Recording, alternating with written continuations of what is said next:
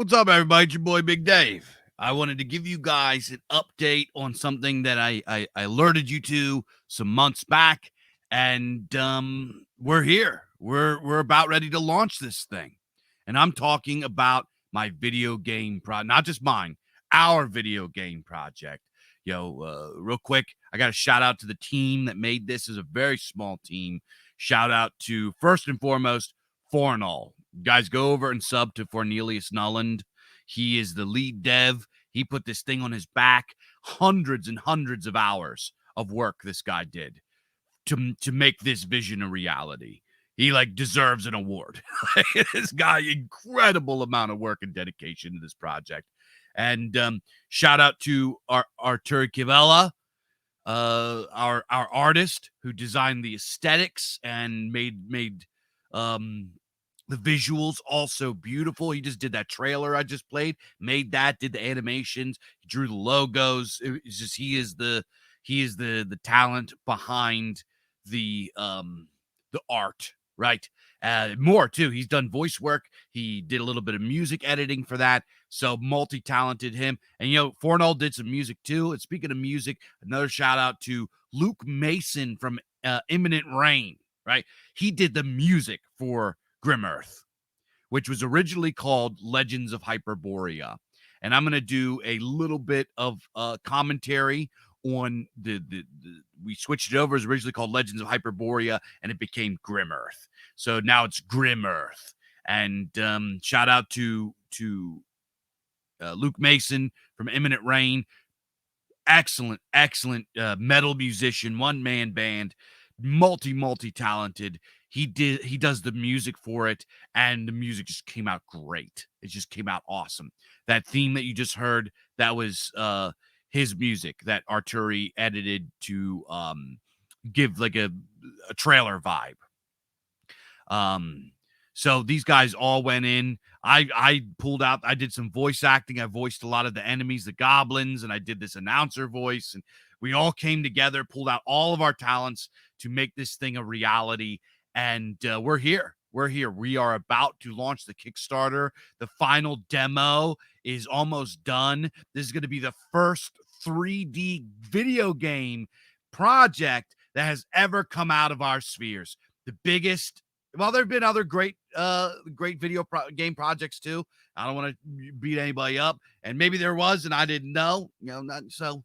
Just make sure I'm shouting love out to everybody. I'm not saying we're whatever, but this is the biggest one so far. I am confident in saying that this is the biggest one so far that we've been able to come together and accomplish. And we're just getting started. This is only phase one.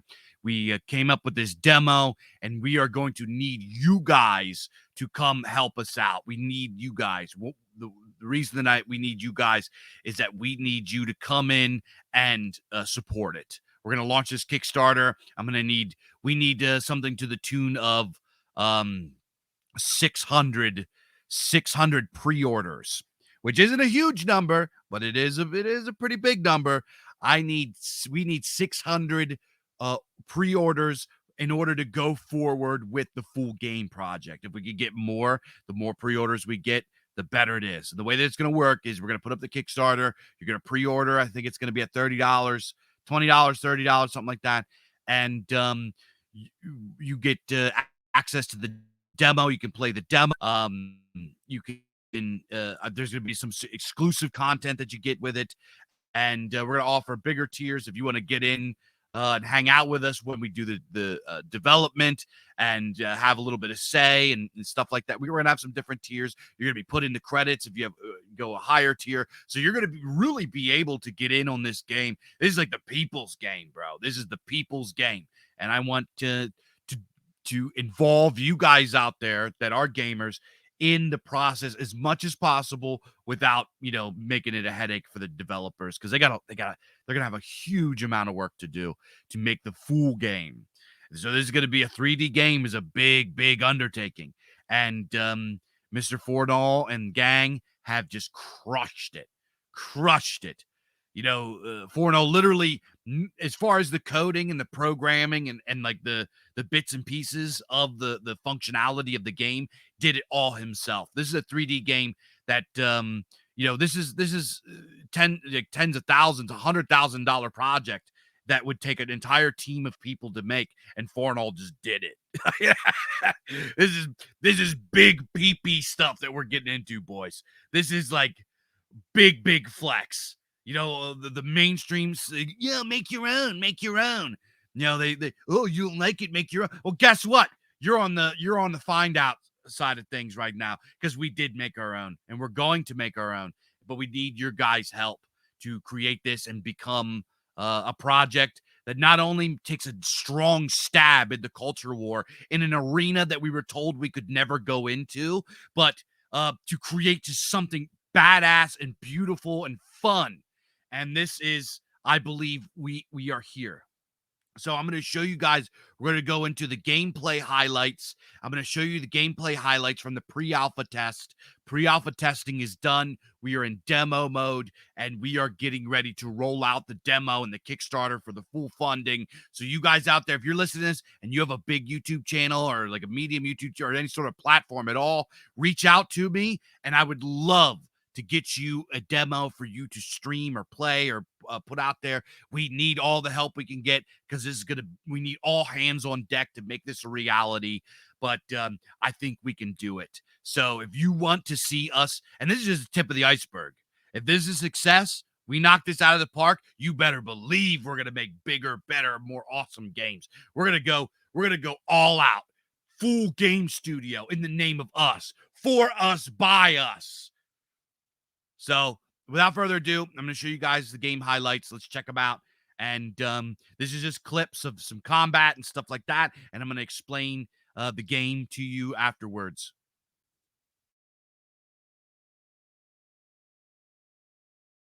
You have become more powerful.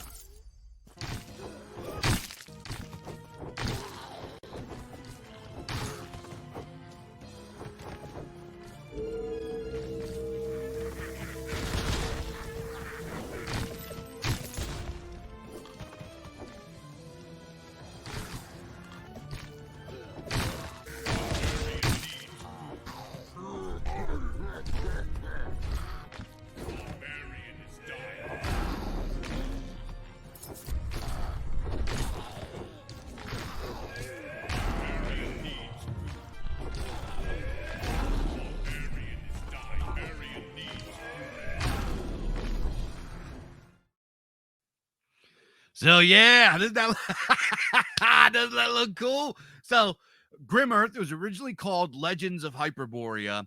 Is we did a rebrand for a couple of reasons. Number one, it was basically mainly a creative business decision. Legends of Hyperborea is just a big mouthful. There's a million other games called Legends. We had an original vision for what we wanted the game to look like, but I don't think that we didn't really like nail it how we wanted it to be. It didn't turn out the way that we wanted it. So unfortunately, we had to kill our darling and rebrand to something that is more conducive to what we're doing. I'm a very deep believer in projects should take a life of their own, and this is exactly what this project did. It was it took on a life of its own. We had an original vision. It changed a little bit. It started going in different directions, and we just let it grow organically, and it became this thing instead of a top down forcing a vision of fit through certain criteria. We made it, and we just went with the flow and let the project flow and all of this kind of stuff, and worked with what we had, and um took some we had to, because we are such a tiny team, we had to, do certain things that made it more manageable. We had to really fight what's called scope creep or feature creep, which is you start getting all these great ideas for this extra stuff to add, and then it turns into this absolute monstrosity that just never comes to fruition. We did very we started having trouble with that early on, because we're so excited, etc. But then we're like, no, we just got to get this done, and we need to do the few things that the game does very well, and then extra stuff we can worry about later. And when we started getting that mentality, I think we really nailed it. So we went with Grim Earth, which is an already existing intellectual property and IP. It's part of Bizarchives. If you have read the Bizarchives, you're familiar with the character Lucius Lex. Lucius Lex is from Grim Earth. So there's that. And I have a tabletop game that's coming out that's called Grim Earth. It's set in this world. So it's going to be this whole big thing. Like, we're going to have our own, like Warhammer, right? Our own Warhammer 40K, Warhammer Old World, or our own like Forgotten Realms. Grim Earth is going to be like our setting, our intellectual property. And it's going to have all of these different, we're talking all these different types of game, video game, tabletop game, books, everything involved with it. So it's going to be this, it's going to be our thing, and nobody's going to be able to mess with it. And the Grim Earth, the video game, is going to be like the highlight, the flagship that really brings it to light. So the video game, to give you guys a quick rundown of what the game is like, if you remember games like Gauntlet Legends, Dynasty Warriors, Baldur's Gate Dark Alliance, these types of games, arcade heroic fantasy hack and slash action RPGs. You could throw Diablo in there, even though Diablo's a little bit of its own thing, but we certainly took inspiration from Diablo. It is a very simple action RPG. You select a hero, which right now the hero is barbarian, but in the full game you will also have archer and wizard, and you are going to go through and fight absolute just hordes, crowds of monsters. In the first few levels is going to be goblins, and then after that we got some ideas for, let's take, Lovecraftian kind of places, and some like different type. We have like a haunted forest kind of place where there's going to be tree ants and evil gnomes, and like we're gonna really go wild with this, undead, like all kind of stuff. We're gonna go do all kind of stuff. So there's gonna be tons and tons of different enemies. They're all gonna have different behaviors and different abilities, and the premise is you are a hero and you got to slaughter all these bad guys because they are under the command of the evil sorcerer Necron, who would yell is a love letter to one of my favorite movies, Fire and Ice. But Necron is an evil sorcerer, and he's taken over the realm, and he's got these monsters at his behest, just completely destroying and ravaging the place, and you have to slaughter all of them. That is your job. And it's a very simple game. There are only a few buttons. You have a dodge, you have a basic attack, you have a magic attack, and you have a legendary attack. And the combat is very fast paced. It's kind of hard. This is not a cream puff game. This is a get good kind of game. You got to play this game. You got to learn your skill. You got to get some timing. It's not something you can just mindlessly button mash. This is a game that takes full concentration. It's going to have multiplayer. It's going to have online multiplayer, so you can play with your buddies and go through and go through these levels, which are going to have puzzles and traps. And I saw you guys notice there's a part where he opens the chest and a big rock falls down. You have to dodge out of the way of it. There's going to be tons of traps, puzzles, like different ways, and all kinds of stuff. All kinds of stuff. It is going to feel like an old school game.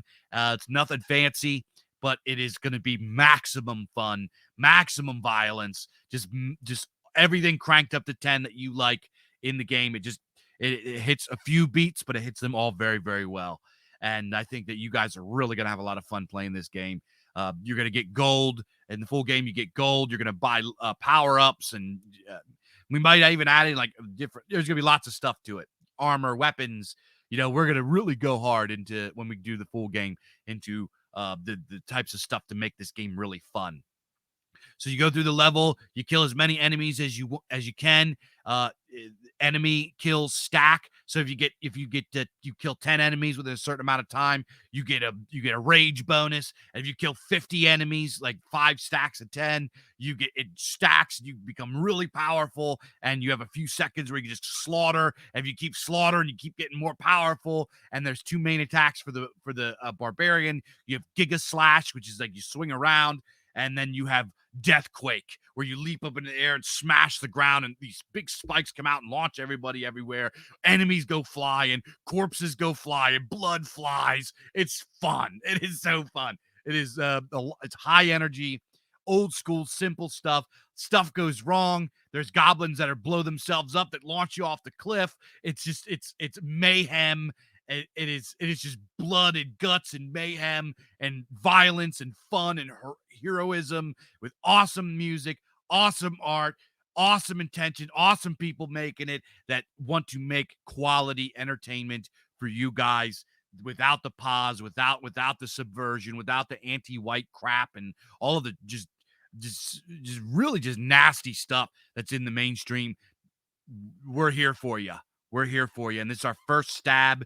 And after this, we're going to get bigger and better, but we need your guys' help. So stay tuned. The Kickstarter, we're launching the Kickstarter. I'm going to need you guys to, all hands on deck. We need everybody behind this thing, and we can make it a reality and build more institutions that represent us and represent all that is good and holy and wholesome in the world. And things like badass action fantasy RPGs where you slaughter hundreds and hundreds of goblins.